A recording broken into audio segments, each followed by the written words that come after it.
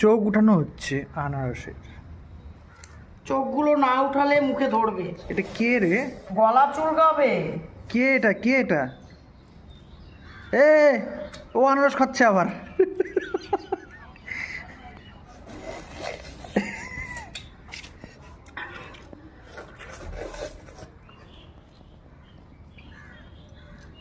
দারুণ। এ মারে গেল।